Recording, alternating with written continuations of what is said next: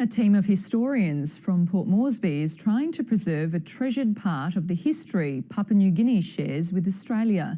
They're recording the stories of locals who witnessed the battle to expel Japanese invaders. PNG correspondent Eric Torchek reports. You still have to troop through the jungle if you want to meet the people who remember the Second World War in Papua New Guinea. This woman was 18 when war came to her village. I didn't understand why the war was fought in my home, because my elders failed to explain it. Her story, and those of others who experienced the war, are being recorded for the first time by a team of historians from the University of Papua New Guinea, funded by the Australian government. We are discovering new things for the first time, new stories that people will be surprised to hear. Some of those stories are harrowing, some are funny.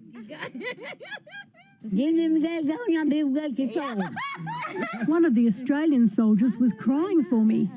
Do you think I'm joking? He wanted to marry me, but I got scared.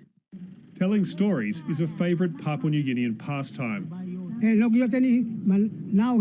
Japanese wore grass skirts, put clay pots on their heads and were pretending to look like our village mothers, so the Australians would think they were local women and would not shoot them. Milne Bay was once the scene of one of the toughest engagements Australians fought in the Pacific. Japanese Marines sought to capture Australian and United States airfields in the region so they could launch attacks against Port Moresby and Australia. This is where the Japanese were decisively beaten and forced to leave Milne Bay. It was their first defeat on land in the Second World War.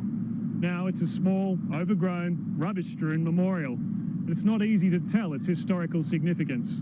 The stories of these people will be transcribed, collated and published for students, historians and the Papua New Guinea public to read, giving them a lasting look at lives that were forever changed by the war. Eric Torchek, ABC News, Milne Bay.